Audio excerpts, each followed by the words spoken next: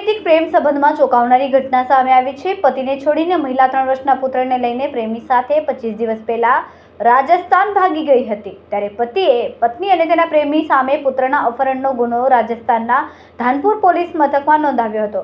તે દરમિયાન પોલીસે મહિલા અને પ્રેમીની ધરપકડ કરી 3 વર્ષના બાળક વિશે પૂછતા તેમણે ભાગતા પહેલા જ સુરતમાં હત્યા કરીને કન્સ્ટ્રક્શન સાઇટ પાસે આવેલા પાણીના ખાડામાં નાખીને ભાગી છૂટ્યા હોવાનું જણાવ્યું હતું, જેને લઈને રાજસ્થાન પોલીસ સુરત આવીને 25 દિવસ બાદ હત્યા કરાયેલા બાળકના મૃતદેહ બહાર કાઢીને કબજો મેળવ્યો હતો।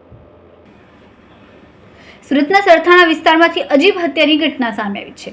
અનૈતિક પ્રેમ સંબંધમાં 3 વર્ષના બાળકનો ભોગ લેવાયો છે। પતિને છોડીને મહિલાએ પ્રેમી સાથે ભાગવા માટે 3 વર્ષના બાળકની હત્યા નિપજાવી હતી।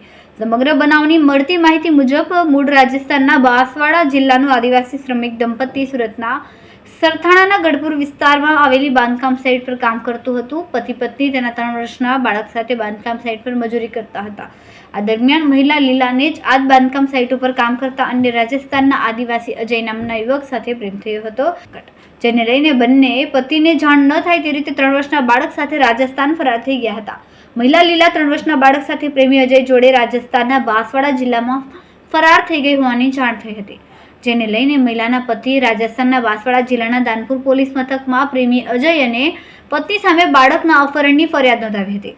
ફરિયાદના આધારે પોલીસે બંનેને શોધખોળ કરી રહી હતી। તે દરમિયાન આજરોજ 25 દિવસ બાદ બાંસવાડાની ધાનપુર પોલીસે બંને મહિલા અને પ્રેમીની ધરપકડ કરી હતી। જોકે પોલીસે બંનેની ધરપકડ કરીને તેમની પાસેથી 3 વર્ષનું બાળક મળી આવ્યું ન હતું, જેથી તેને લઈને પૂછપરછ કરતા ચોંકાવનારી હકીકત જાણવા મળી હતી।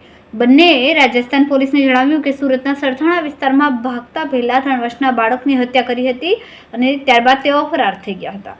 રાજસ્થાન પોલીસે 3 વર્ષના બાળકના મૃતદેહનું સુરત સિવિલ હોસ્પિટલમાં પીએમ કરાવ્યા બાદ બાળકની લાશનો કબજો મેળવીને રાજસ્થાન પરત ફેરવી શકાય।